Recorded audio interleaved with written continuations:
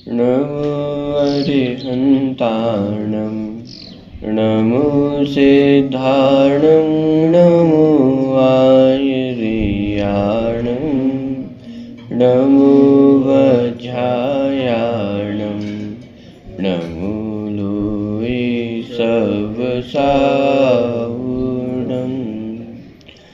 मङ्गलं भगवान् वीरो मङ्गलं गौतमो गणी मङ्गलं कुन्दकुन्दाद्यो जैनधर्मोऽस्तु मङ्गलम् सर्वमङ्गलमाङ्गल्यं सर्वकल्याणकारकं प्रधानं सर्वधर्माणां जैनं जयतु शासनम् मोक्षमार्गस्य नेतारं वेतारं कर्मभूभृतां ज्ञातारं विश्वतत्त्वानां वन्दे तद्गुणलब्धये।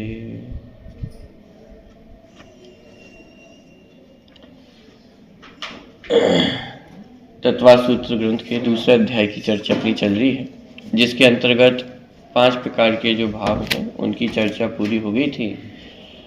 अंतिम 7वें नंबर के सूत्र में पारिणामिक भाव की चर्चा अपन ने देखी थी। 3 प्रकार के पारिणामिक भाव हैं, जीवत्व, भव्यत्व और अभव्यत्व। लेकिन वास्तव में देखा जाए तो पारिणामिक भाव और भी हैं। जो अंत में 4 शब्द आया है, जीवत्व, भव्यत्व, अभव्यत्वानि च, तो ये 4 शब्द एक तो परस्पर में और जोड़ने के लिए भी है और यह दर्शाने के लिए भी है कि जो पारिणामिक भाव है वे और भी हैं। और कौन से पारिणामिक भाव हैं? हाँ, माने पारिणामिक भाव किसे कहा कि जिसमें कर्मों की अपेक्षा नहीं है, जो कर्म निरपेक्ष भाव हैं वे सब पारिणामिक भाव हैं। तो जैसे जीव का अस्तित्व है, नित्यत्व है, अनित्यत्व है, ये सब भी पारिणामिक भाव ही हैं। क्यों? क्योंकि जीव के अस्तित्व में किसी भी कर्म के उदय की, बंध की अथवा क्षय उपशम की अपेक्षा नहीं। जीव का अस्तित्व कर्म निरपेक्ष है, जीव का नित्यत्व कर्म निरपेक्ष है, जीव का नित्यत्व कर्म निरपेक्ष है। तो ये सब भी पारिणामिक भाव ही है। तो फिर प्रश्न खड़ा हुआ यहाँ पे 3 प्रकार के भाव ही क्यों लिए?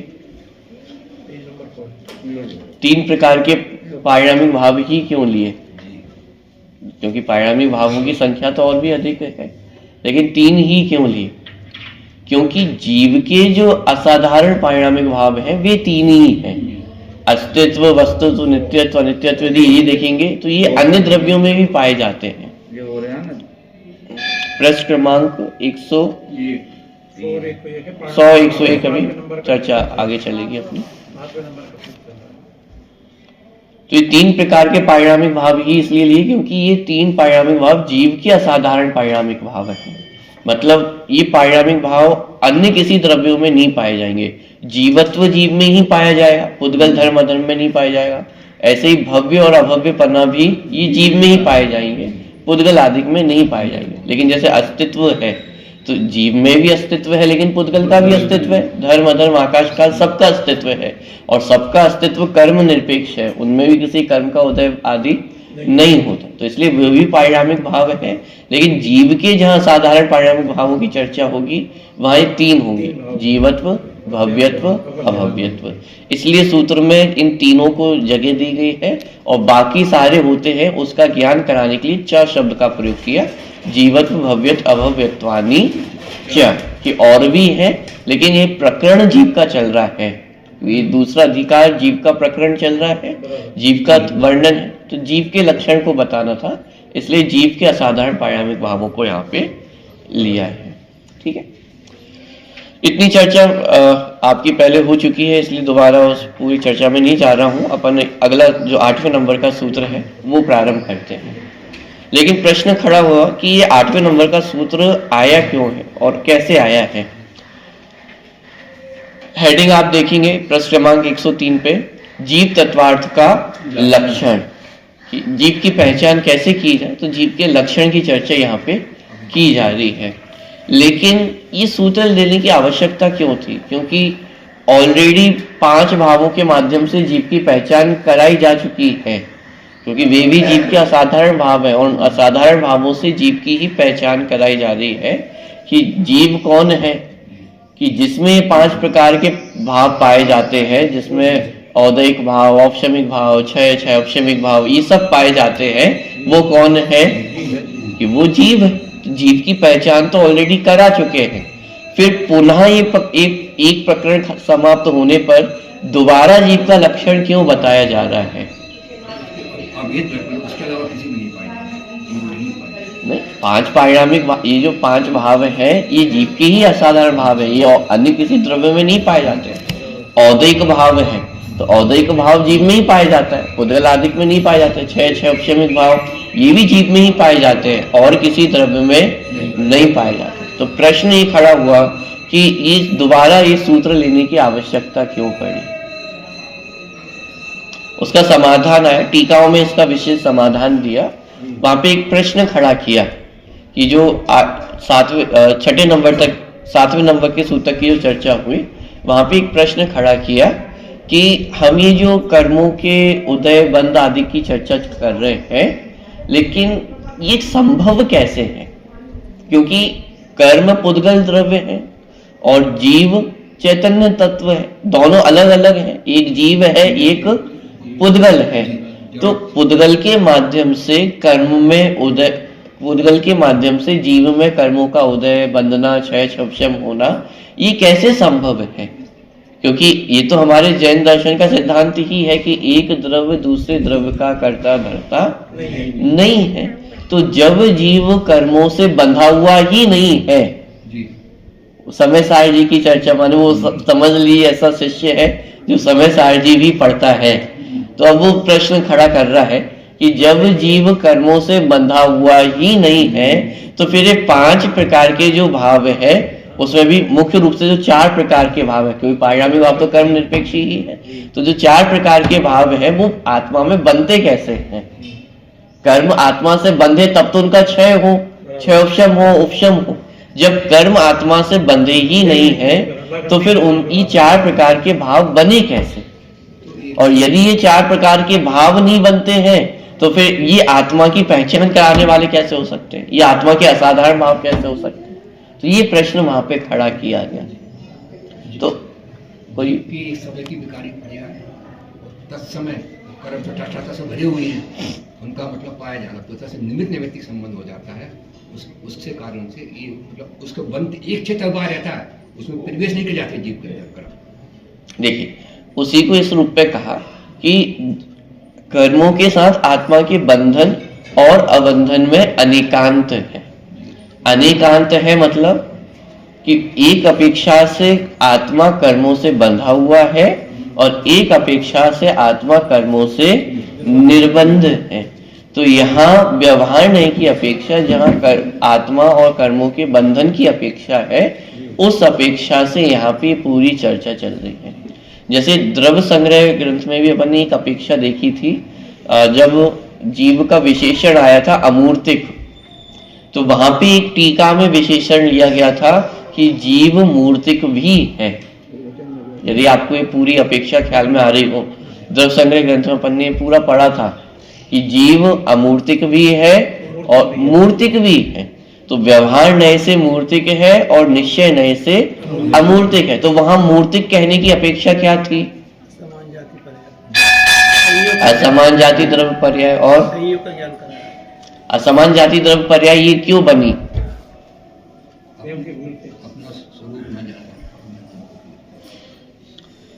क्योंकि तत्संबंधी कर्म का उदय है, नाम कर्म का उदय है जिससे शरीर आदि की रचना हुई है। कर्मों का उदय है माने कर्मों की सत्ता आत्मा के साथ है, कर्म बंधन आत्मा में है, इसीलिए कर्म बंध के होने के कारण जीव को मूर्तिक भी कहा गया। क्योंकि हमें आंखों से दिखाई दे रहा है ना जीव, कि हम और आप सभी कौन है? जीव है। तो जीव दिखाई दे रहा है कि नहीं दिखाई दे रहा है?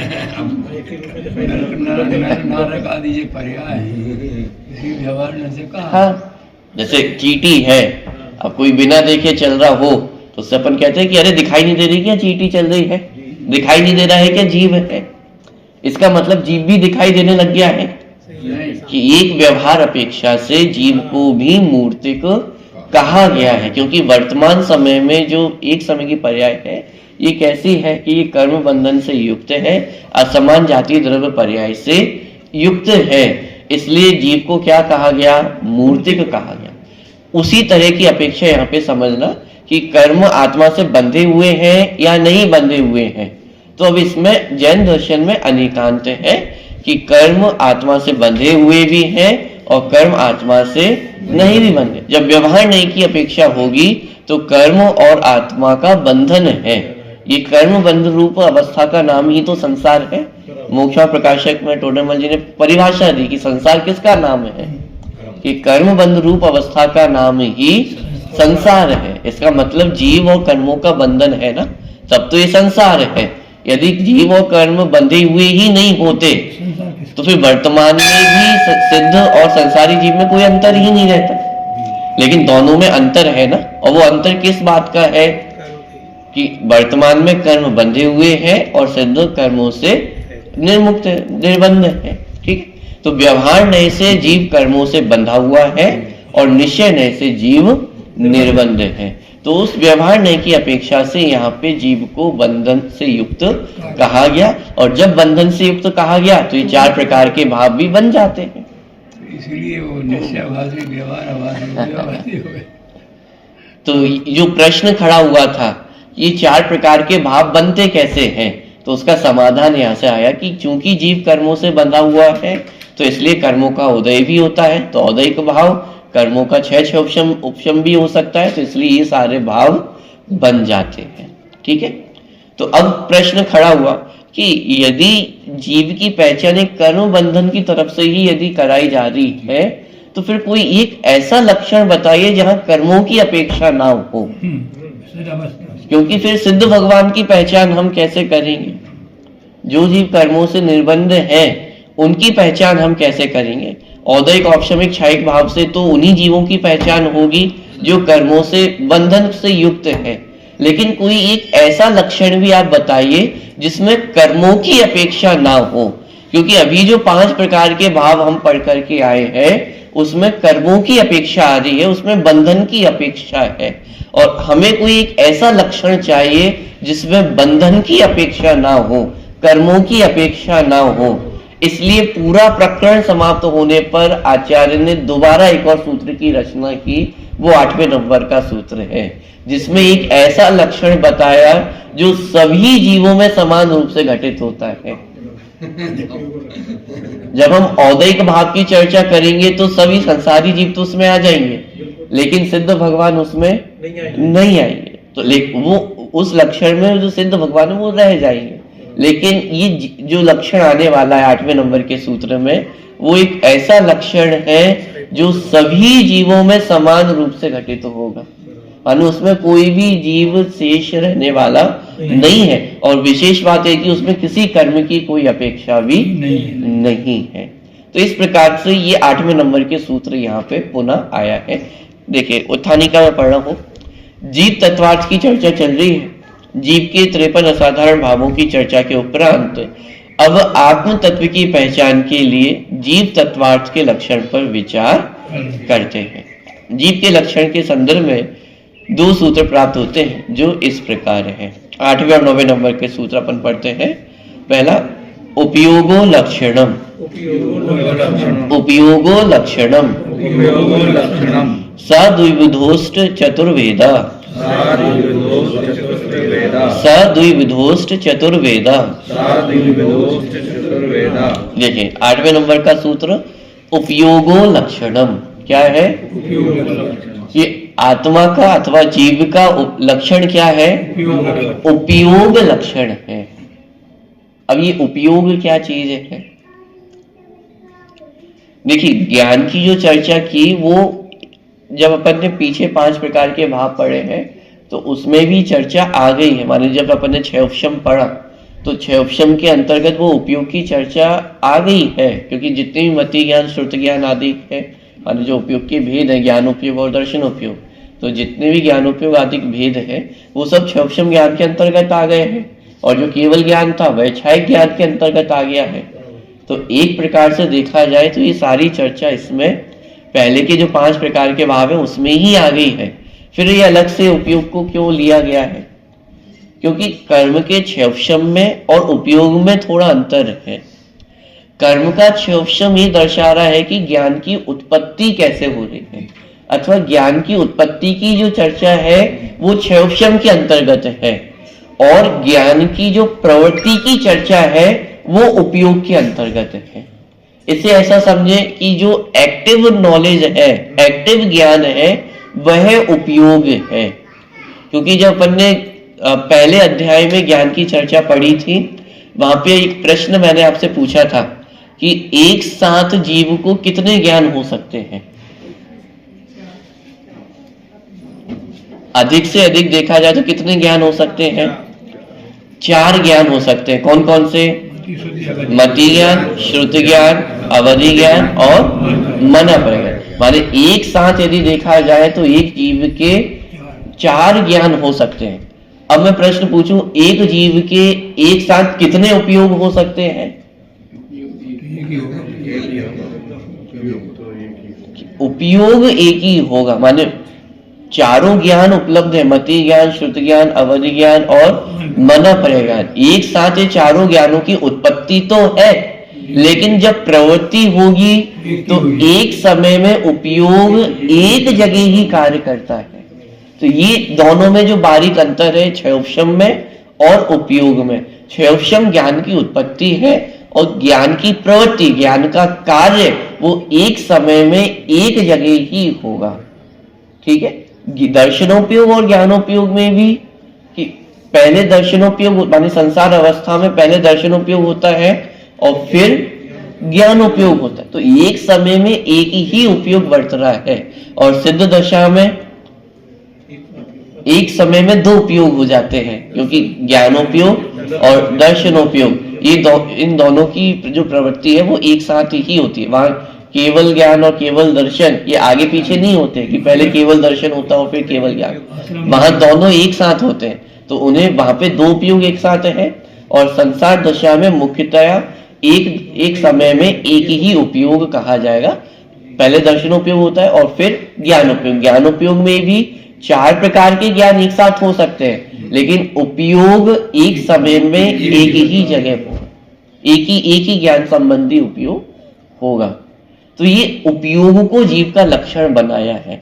माने जो सत्ता में ज्ञान पड़ा हुआ है वो जीव का लक्षण नहीं है, उपयोग को जीव का लक्षण बनाया। क्यों बनाया? क्योंकि ये एक्टिव ज्ञान है। हमें जीव की पहचान करनी है। जीव के स्वरूप में बहुत सारी चर्चा की जा सकती है, लेकिन जब लक्षण की बात होगी, लक्षण मतलब कि बहुत सारी चीजें मिली हुई हैं और उसमें से हमने छांट करके उस एक चीज को ग्रहण करना है, इसका नाम है लक्षण। कि मिली हुई चीजों में से कोई एक ऐसा लक्षण बनाया जाए जिससे वो तुरंत अलग हो जाए। स्वरूप में तो बहुत सारी चीजें आएंगी, स्वरूप में तो जीव के अनंत गुण आ जाएंगे, अस्तित्व वस्तुत्व भी जीव के स्वरूप के अंतर्गत आएंगे, लेकिन लक्षण में अस्तित्व लक्षण नहीं बनेगा। क्यों? क्या अस्तित्व जीव का स्वरूप नहीं है? जीव का स्वरूप तो है, लेकिन जीव का लक्षण नहीं बन सकता है। क्यों? क्योंकि आप उसको छांटोगे कैसे? 6 द्रव्यों में जीव मिला हुआ है, उसको छांटोगे कैसे? यदि अस्तित्व को लक्षण बनाया तो पुद्गल भी आकर के कहेगा मेरा भी अस्तित्व है, धर्म द्रव्य भी आकर के कहेगा मेरा भी अस्तित्व है। माने जीव को छोड़कर के 5 द्रव्य कहेंगे कि मेरा भी अस्तित्व है, तो आप जीव को छांटोगे कैसे? माने वस्तुत्व धर्म माने ये जो सारे सामान्य गुण हैं ये जीव के लक्षण नहीं बन सकते। जीव का स्वरूप तो है लेकिन उसका लक्षण नहीं बन सकते हैं। लक्षण वो जो लक्ष्य को प्रसिद्ध करे कि अब उसमें भी ज्ञान दर्शन को लक्षण बनाया। ज्ञान दर्शन में भी जो उपयोग रूप ज्ञान दर्शन है उनको लक्षण बनाया गया है। जो सत्ता में पड़ा हुआ ज्ञान है उसको लक्षण नहीं बनाया है, क्योंकि मुझे जीव की पहचान करनी है। और जीव की पहचान किससे होगी? कि जब वो ज्ञान का कार्य दिखाई देगा तो जीव की पहचान होगी। यदि आपके अंदर ज्ञान है, लेकिन मुझे कैसे समझ में आएगा कि साहब आपको गाथाएं आती है या नहीं आती है, याद है या नहीं है, कि आप मन में कुछ नहीं बोलो और मन में ही सोचते रहो, मन में गाथाओं का पाठ कर लो, तो मुझे पता चलेगा कि आपको गाथाएं याद है। मुझे तो जानकारी तभी होगी जब आप अपने वचनों के द्वारा उस गाथा का पाठ करो, तभी मुझे ये जानकारी होगी कि हाँ आपको गाथाएं याद है। ऐसे ही जो जीव का ज्ञान पड़ा हुआ है उससे जीव की पहचान नहीं होगी, क्योंकि पहचान मुझे करनी है और पहचान करने के लिए कुछ बाहर में प्रकट दिखाई देना चाहिए। अंदर क्या पड़ा हुआ है उससे मुझे समझ में आने वाला नहीं है कि ये जीव है या नहीं है। हाँ, उसके स्वरूप में, उसके अस्तित्व में कोई खतरा आने वाला नहीं है। मुझे पता न चले कि कोई जीव है या नहीं है तो उसके जीवत्व में कोई खतरा नहीं आएगा, लेकिन प्रकरण अभी ये है कि हमें पहचान करनी है कि जीव कौन है। तो ये पहचान करने के लिए लक्षण क्या बनाया? उपयोगो लक्षणम, माने जो एक्टिव ज्ञान है, जो एक्टिव नॉलेज है, उसका नाम क्या है? उपयोग है, और वह उपयोग जीव का लक्षण है। बात समझ में आ रही है? माने तो ज्ञान के भी दो प्रकार के भेद हो गए हैं। एक ज्ञान जो मेमोरी में पड़ा हुआ है, लेकिन वह जीव का लक्षण नहीं है। लक्षण कौन सा ज्ञान है? कि जो वर्तमान में प्रयोग में आ रहा है। जैसे अपन पेन ड्राइव का प्रयोग करते हैं, अब पेन ड्राइव की मेमोरी तो बहुत बड़ी होती है, मान लीजिए 1 टीबी की मेमोरी है, तो उसमें स्टोरेज तो बहुत अधिक है, लेकिन हमें पता कैसे चले कि उस पेन ड्राइव में क्या क्या भरा हुआ है? तो जब अपन ने उसको पेन ड्राइव को कंप्यूटर में लगाया और कोई एक फाइल अपन ने ओपन की, तो अपने को पता चला कि हाँ इस पेन ड्राइव में ये विषय पड़ा हुआ है। मान लीजिए प्रवचन है, तो अपन ने एक फाइल ओपन की और प्रवचन शुरू हुआ, तो हमें पता चला कि साहब इसमें पंडित जी के प्रवचन है। फिर दूसरी फाइल खोली तो ये पता चला कि साहब दूसरे पंडित जी के भी प्रवचन है। तो जब तक उसको ओपन नहीं किया जाएगा, जब तक वो एक्टिव नहीं होगी, तब तक हमें पता चलने वाला नहीं है कि उसमें क्या क्या है। उसी तरह प्रत्येक जीव में अनंत ज्ञान भरा हुआ है, लेकिन पता कैसे चले कि ज्ञान है या नहीं है? कि वो ज्ञान कार्य करता हुआ होना चाहिए। तो उस कार्य करते हुए ज्ञान से हमने जीव की पहचान की कि ये जीव है और ये जीव नहीं है। तो इसलिए यहाँ पे लक्षण बनाया उपयोगो लक्षणम, और इस उपयोग में किसी कर्म के उदय आदि की अपेक्षा नहीं है, क्योंकि ये जो आत्मा का उपयोग लक्षण है ये निगोदिया जीव से लेकर के सिद्ध दशा तक सभी जीवों में पाया जा रहा है। निगोदिया जीव में भी ज्ञानोपयोग दर्शनोपयोग की प्रवृत्ति है और सिद्ध भगवान में भी ज्ञानोपयोग दर्शनोपयोग की प्रवृत्ति है। तो उस उपयोग सामान्य को जीव का लक्षण यहाँ पर बनाया गया है। जैसे उपयोग की भी अभी आगे चल करके भेद आने वाले हैं, ज्ञानोपयोग दर्शनोपयोग, ज्ञानोपयोग की भी 8 भेद, दर्शनोपयोग की 4 भेद। तो उसमें भी जो उपयोग सामान्य है उसको जीव का लक्षण बनाया। जैसे ज्ञानोपयोग के जो 8 भेद आएंगे तो उसमें मति ज्ञान, श्रुति ज्ञान, अवधि ज्ञान, ये सारे ज्ञान है, लेकिन ये जीव के लक्षण नहीं है। मति ज्ञान जो एक्टिव मति ज्ञान है वो जीव का लक्षण है। श्रुत ज्ञान में भी जो एक्टिव श्रुत ज्ञान है वो जीव का लक्षण है। अवधि ज्ञान, मन प्रज्ञान में जो एक्टिव ज्ञान है वो जीव का लक्षण है। और उसमें उपयोग सामान्य को लिया कि जो एक्टिव ज्ञान है, कार्य करता हुआ ज्ञान है, वो जीव का लक्षण है। क्योंकि जीव की पहचान करनी है, तो जो जानता हुआ दिखाई देगा, जो ज्ञान का कार्य करता हुआ दिखाई देगा, तो हम तुरंत समझ जाएंगे कि ये कौन है? ये जीव है। बात समझ में आ रही है?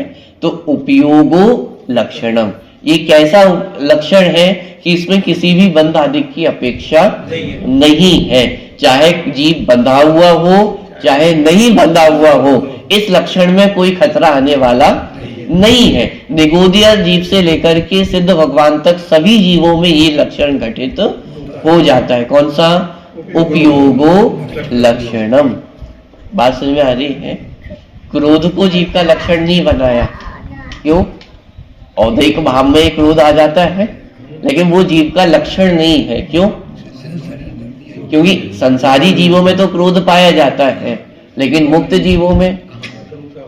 दूसरी बात, संसारी जीवों में भी सदा कहाँ क्रोध दिखाई देता है। अभी हम और आप में किसी में भी क्रोध के लक्षण दिखाई नहीं दे रहे हैं, तो फिर जीव है या नहीं है? जीव तो है ना। तो इसलिए लक्षण बनाया उपयोगो लक्षण। माने आप किसी भी तरह से विचार करके देखेंगे, ये लक्षण इतना सटीक लक्षण है कि इसमें और कोई दोष खड़ा नहीं होता है।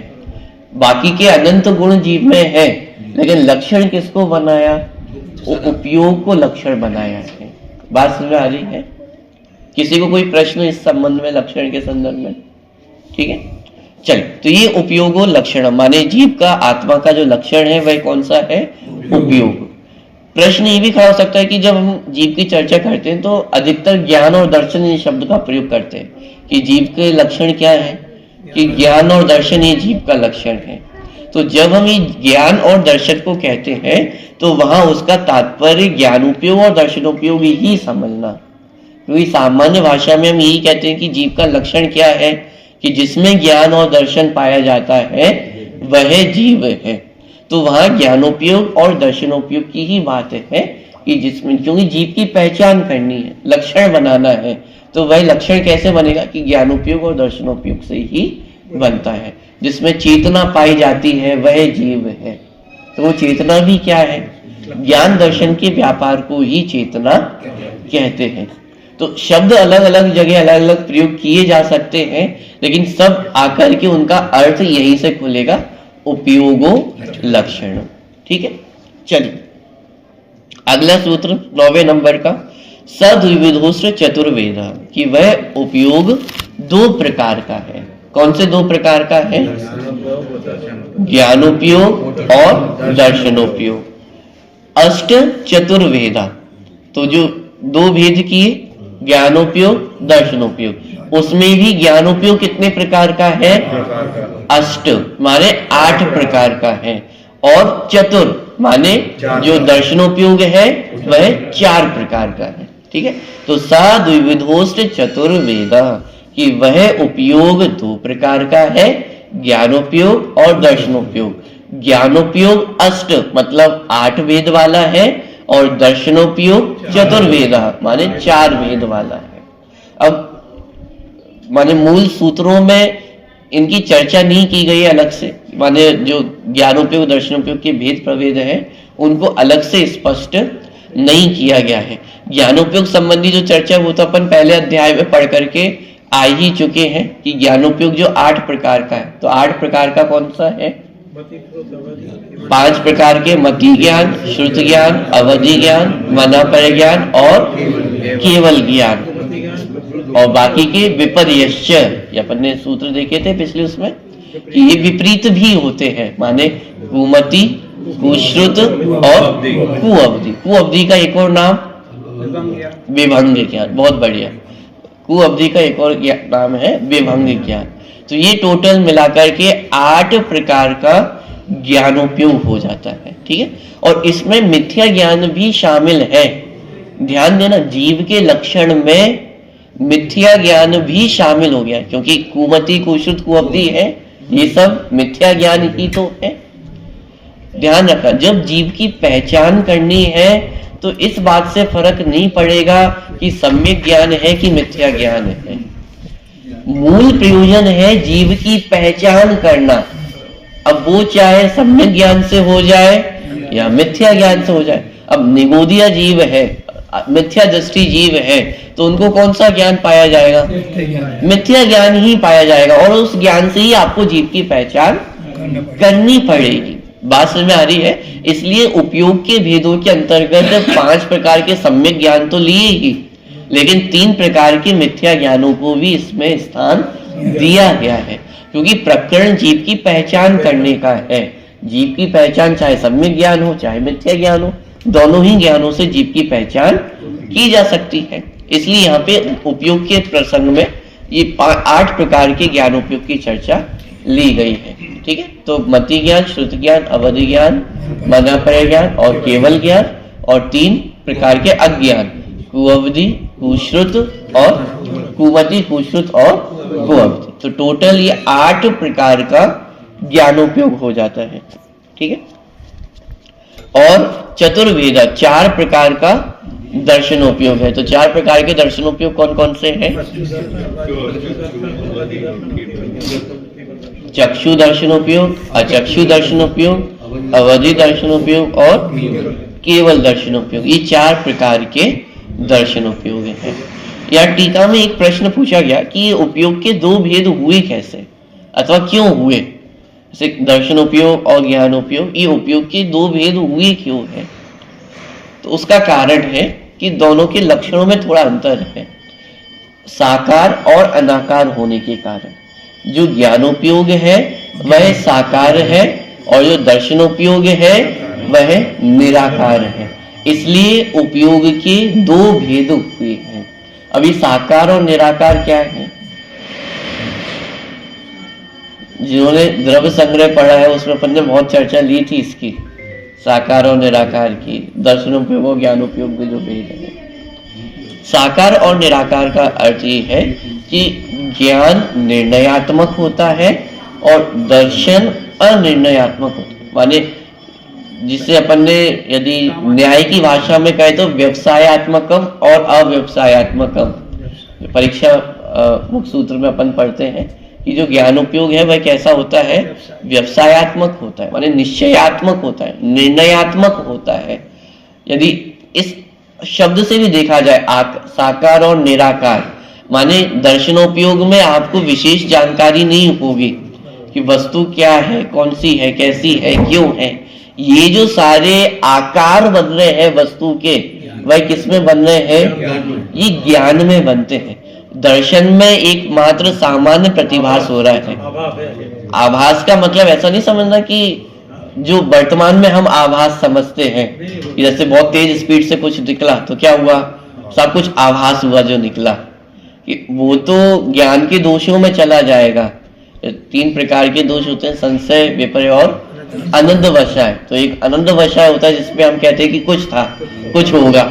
तो दर्शनोपयोग आनंद वशाय नहीं है, लेकिन सामान्य प्रतिभास। और सामान्य प्रतिभास का मतलब जो पहली वस्तु संबंधी जानकारी हो रही है उसे सामान्य प्रतिभास कहते हैं। या इसको ऐसा कहें कि उसमें अस्तित्व की जानकारी होती है। बहुत स्थूल भाषा में कहें तो वस्तु है, अब वो क्या है, कैसी है, क्यों है, ये सब ज्ञान का कार्य है। ज्ञान में चला अब वो मति शुद्ध ज्ञान में भी भेद प्रभेद है, लेकिन अभी तो सिर्फ दर्शनोपयोग ज्ञानोपयोग में अपन भेद समझे। तो दर्शनोपयोग में वस्तु का सामान्य प्रतिभास होता है और सामान्य प्रतिभास का मतलब है अस्तित्व की जानकारी होना। आनंद वसाय वाला आभास नहीं समझना कि साहब मुझे लगा कि कुछ है, वो लगने वाला कुछ नहीं है, वह अस्तित्व की जानकारी हो रही है, सामान्य प्रतिभास हो रहा है। हाँ, अब इसकी जानकारी नहीं है कि ये जीव है कि पुद्गल है, तो इसकी जानकारी ज्ञान में आकर के ज्ञानोपयोग में होगी।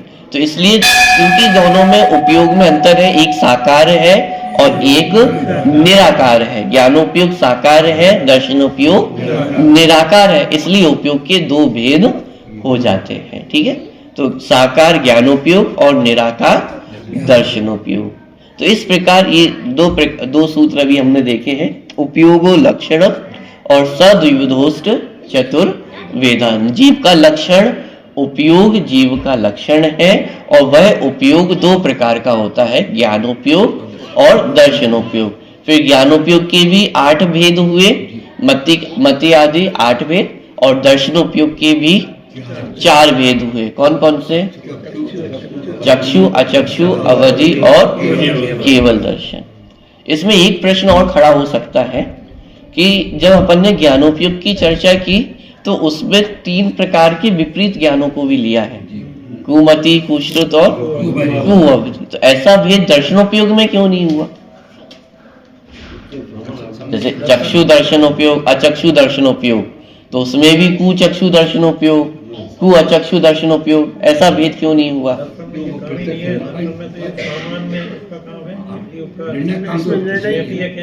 बहुत बढ़िया, क्योंकि जो निर्णय का कार्य है वो तो ज्ञानोपयोग में हो रहा है। अब ज्ञानोपयोग में आकर के निर्णय होगा कि हमने सम्यक ज्ञान किया है या विपरीत ज्ञान किया है, जीव को जीव जाना है या अजीब समझ लिया है अथवा अजीब को जीव समझ लिया है, तो ये जो निर्णय का कार्य है ये तो ज्ञान में आकर के हो रहा है। चाहे सम्यक निर्णय हो चाहे विपरीत निर्णय हो, दोनों ही कार्य होंगे तो ज्ञानोपयोग में ही। इसलिए ज्ञानोपयोग के सम्यक और मिथ्या ऐसे दो भेद बने, दर्शनोपयोग के सम्यक और मिथ्या ऐसे दो भेद नहीं है। क्यों? क्योंकि वहां तो सामान्य सत्ता मात्र का आभास है। अब सत्ता मात्र में ये जीव की सत्ता या पुद्गल की सत्ता इतना ज्ञान भी दर्शनोपयोग में नहीं है, तो इसलिए तो वहां निर्णय ही नहीं है, वहां मात्र सत्ता का आभास है कि ये सत्ता है। इसलिए वहां पे सम्यक और मिथ्या के भेद नहीं पड़ते हैं। तो इसलिए दर्शनोपयोग में मात्र सामान्य, चक्षु, अचक्षु, अवधि और केवल दर्शन। जब सम्यक मिथ्या की बात आती है तो वो ज्ञानोपयोग में लागू होता है कि सम्यक ज्ञान है अथवा मिथ्या ज्ञान है। इसलिए जब अपन भेद प्रभेद भी पढ़ते हैं, रत्नत्रय में भी सम्यक दर्शन और सम्यक ज्ञान, तो वहां सम्यक दर्शन एक दर्शन ज्ञान उपयोग वाला दर्शन नहीं है, वो तो श्रद्धा वाला दर्शन है। और फिर लिया सम्यक ज्ञान, तो वहां पे अलग से कोई और सम्यक दर्शन नहीं है, माने जो सम्यक दर्शन है वो तो श्रद्धा गुण वाला दर्शन है, लेकिन दर्शन उपयोग वाला दर्शन वहां पे नहीं है, क्योंकि दर्शन उपयोग में सम्यक और मिथ्या का भेद नहीं पड़ता है। दर्शन उपयोग तो एक सामान्य प्रतिभास है वस्तु का, जिसमें अस्तित्व की जानकारी मात्र होती है कि अस्तित्व है, कुछ है, मात्र इतनी जानकारी उसमें होती है। इसलिए उसमें सम्यक मिथ्या का भेद नहीं पड़ता है। ठीक है, तो ये सारी चर्चा जीव के लक्षण संबंधी यहाँ पे अपनी पूरी हुई है। विस्तार इसमें बहुत किया गया है, माने टीका में लक्षण की भी चर्चा की गई है, लक्षण कैसे कहते हैं, फिर लक्षण के भेद प्रभेदों की चर्चा भी इसमें की गई है। दो प्रकार के लक्षण होते हैं, आत्मभूत, अनात्मभूत, तो वो सारी चर्चा यहाँ पे की गई है। मैं उस पूरी चर्चा को यहाँ पे नहीं ले रहा हूँ, जिसको विशेष रुचि हो तो वो ये प्रकरण पढ़ सकते हैं।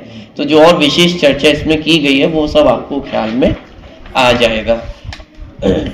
एक अंत में प्रश्न लिया गया है 106 नंबर पे, स्वरूप और लक्षण में क्या अंतर है। ठीक, लक्षण की जो विशेष चर्चा वो टीका में इसमें की गई है, तो आप वहां से पढ़ सकते हैं। एक ये अंतिम प्रश्न में बस यहां से पढ़ रहा हूं, स्वरूप और लक्षण में क्या अंतर है। देखिए, प्रत्येक पदार्थ के गुण और पर्याय उसका स्वरूप है, और जिससे पदार्थों की पहचान की जा सके उसे लक्षण कहते हैं। ठीक है, ये स्वरूप और लक्षण में जो अंतर है, स्वरूप अलग है, लक्षण अलग है। जीव के स्वरूप यदि पूछा जाएगा तो उसमें क्या क्या चीजें आ जाएंगी कि उसमें कुछ भी नहीं छूटेगा। जब जीव का स्वरूप पूछा जाएगा तो साहब उसमें अनंत गुण पाए जाते हैं, 47 शक्तियों का जो वर्णन है वो भी जीव का स्वरूप है, माने उसमें ये सारी चीजें समाहित हो जाएंगी। लेकिन जब लक्षण की बात होगी तो उपयोग लक्षण कि अनंत गुणों में से हमने सिर्फ एक गुण को पकड़ा और उसके आधार से हमने जीव का लक्षण बनाया कि जीव का लक्षण क्या है, उपयोगो लक्षण। जैसे मुझे यहाँ कि आप में से कुछ व्यक्तियों का लक्षण बनाना हो कि साहब जिसने चश्मे पहने हो वो एक तरफ हो जाए, तो एक लक्षण बना दिया मैंने आप लोगों का कि साहब चश्मे वाले अलग हो जाए और बिना चश्मे वाले अलग हो जाए, पुरुष अलग हो जाए, महिलाएं अलग हो जाए। तो ये एक अपन ने लक्षण पकड़ा है, क्योंकि हमें उस वस्तु का लक्षण बनाना है, वस्तु को छांटना है। अब वस्तु को छांटने के लिए जो भी लक्षण कार्य में आ जाए वो लक्षण बन जाता है। बस एक शर्त ये है कि वह लक्षण निर्दोष होना चाहिए। जो अपन लक्षण बना रहे हैं वो अलक्षण अलक्ष्य में नहीं जाना चाहिए, तो वो सम्यक लक्षण कहलाता है। ठीक है, स्वरूप में सारी चीजें आ जाती है कि उसका स्वरूप कैसा है, जीव का स्वरूप कैसा है, ज्ञान वाला है, दर्शन वाला है, सुख वाला है, वीर वाला है, अनंत गुण उसमें पाए जाते हैं, ये जीव का स्वरूप है। लेकिन जब जीव की पहचान करनी होगी तो कैसे पहचान होगी, तब सुख की तरफ से जीव की पहचान नहीं हो पाएगी। क्यों? क्योंकि वर्तमान में तो हम और आप दुखी भी होते हैं, तो अब दुखी होते तो क्या जीव नहीं है कि वहां से जीव की पहचान नहीं कर पाएंगे। तो फिर जीव की पहचान कहां से होगी, उपयोग लक्षण की जीव की पहचान उपयोग की तरफ से। जिसमें उपयोग पाया जाता है वह सब जीव है। तो एक तरफ हो जाओ, उपयोग वाले एक तरफ हो जाओ, अनुपयोग वाले एक तरफ हो जाओ। तो विश्व का प्रत्येक जीव एक तरफ हो जाएगा, क्योंकि सब में उपयोग पाया जाता है। यदि हम ऐसा कहेंगे कि सुख वाले अलग हो जाए और दुखी जीव अलग हो जाए, तो क्या होगा? सिद्ध भगवान, सम्यक दृष्टि, ये सब अलग हो जाएंगे और बाकी के जो मिथ्या दृष्टि जीव है वो यही रह जाएंगे। तो जीव छटनी नहीं हो पाएगी। कुछ जीव पुद्गल के खाते में भी चले जाएंगे। इसलिए जो लक्षण है वह छांटने का कार्य करता है और स्वरूप उस वस्तु को डिस्क्राइब करता है, उसको बताता है कि भाई क्या क्या है, कैसा कैसा है। ठीक, तो प्रत्येक पदार्थ के गुण और पर्याय उसका स्वरूप है और जिससे पदार्थों की पहचान की जा सके उसे लक्षण कहते हैं। इस उपयोग लक्षण से जीव को जानकर पहचान कर निजात्म रूप जीव में अपनापन स्थापित कर उसमें ही समाहित हो जाना, उसमें ही रत हो जाना धर्म है। अतीन्द्रिय सुख शांति प्राप्त करने का एकमात्र उपाय है। तो ये लक्षण की पहचान क्यों कराई जा रही है? लक्षण की पहचान इसलिए कराई जा रही है कि इस लक्षण का प्रयोग करके हम ये पहचाने कि मैं भी कौन हूँ, जीव हूँ, और जीव की पहचान करके क्या करना है कि उसी में समा जाना है, क्योंकि जो अनंत सुख का भंडार है वह कौन है? वह स्वयं हूँ। तो इसलिए यहाँ पे जीव के लक्षण का ज्ञान कराया गया है कि हम ये भेद विज्ञान कर सके, ये शरीर जीव है या चैतन्य से युक्त जो आत्मा वह जीव है। तो ये भेद विज्ञान हम कर सके। ये शरीर जीव नहीं है क्योंकि इसमें उपयोग नहीं पाया जाता है, उपयोग मुझ में पाया जाता है, जो जीव तत्व है उसमें उपयोग पाया जाता है। तो ये भेद विज्ञान का जो कार्य है वो इस लक्षण के माध्यम से होता है। इसलिए यहाँ पे जीव की पहचान यहाँ पे कराई गई है। ठीक है, अब जो आगे के सूत्र यहाँ पे आने वाले हैं कि जीव की पहचान करा दी है कि जीव कौन है, कि जो उपयोग लक्षण वाला है वह जीव है। तो अब प्रश्न खड़ा हुआ, ये उपयोग किस किस में पाया जाता है, कहाँ कहाँ पाया जाता है, किस किस प्रकार के जीवों में पाया जाता है? तो फिर ये अगला सूत्र यहाँ पे आएगा कि वह जो जीव है वो कितने प्रकार के हैं? 2 प्रकार के हैं, संसारिणो मुक्ताश्य। कि जीव 2 प्रकार के हैं, संसारी और मुक्त। क्योंकि एक सहज प्रश्न मन में खड़ा होता है कि जीव का लक्षण तो अपन ने पहचान लिया, अब ये बताइए कि जीव कहाँ कहाँ पाए जाते हैं अथवा कौन कौन से जीव हैं? तो 2 प्रकार के जीव हैं, संसारी और मुक्त। कि कुछ जीव संसार में पाए जाते हैं और कुछ जीव ऐसे हैं जो मुक्त हो गए, लेकिन सब में उपयोग पाया जाता है। संसारी भी उपयोगवान है और सिद्ध भगवान भी उपयोगवान है। तो इसलिए संसारिणो मुक्ताश्य, इस प्रकार का सूत्र वहां पे बनेगा। फिर उसमें भी और जो भेद प्रभेद बनेंगे कि वो जो संसारी जीव है वो भी कितने प्रकार के होते हैं, सभी एक समान होते हैं क्या, उसमें भी कोई भेद प्रभेद है? तो फिर उसमें सूत्र आएगा सामनस्का मनस्का, माने क्या कि उसमें भी संगी और असंगी के भेद होते हैं, कि कुछ संगी होते हैं कुछ असंगी होते हैं। फिर उसमें भी सभी इंद्रियों की अपेक्षा विचार किया जाएगा, सभी एक समान इंद्रिय वाले हैं, उसमें भी भेद है, तो उसमें स्थावर त्रस्त जीव होते हैं। पर इस प्रकार की चर्चा कि जो संसारी जीव है उनका विस्तार अब यहाँ से प्रारंभ होगा कि वह कितने प्रकार की कैसे कैसे पाए जाते हैं। तो वो सारी चर्चा अपन कल देखेंगे। शुद्ध स्वरूपी अविनाशी में आत्म स्वरूप, सैदानंदी शुद्ध स्वरूपी अविनाशी में आत्म स्वरूप, सैदानंदी शुद्ध स्वरूपी अविनाशी में आत्म स्वरूप।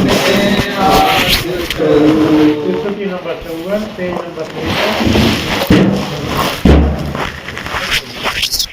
3 जिनवाणी माता शरण तुम्हारी आए, परमागम का मंथन करके शिव फल पथ पर धारे, माता दर्शन तेरा रे भविष्य को आनंद देता है, हमारी नैया खेता है।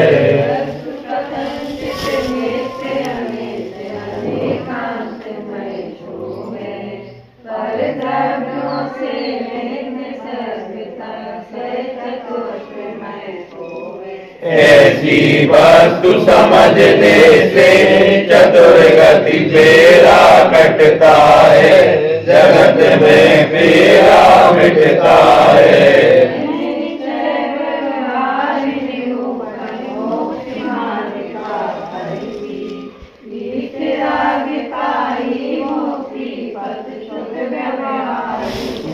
माता तेरी सेवा से मुक्ति का मार्ग खुलता है, महामेक्षा तम खुलता है।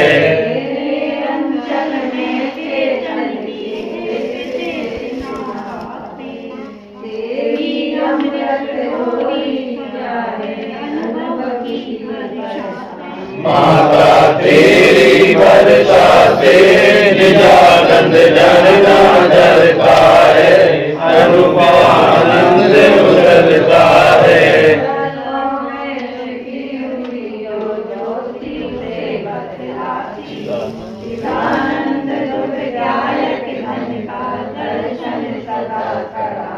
माता तेरे दर्शन से निरातम दर्शन होता है, सम्यक दर्शन होता है।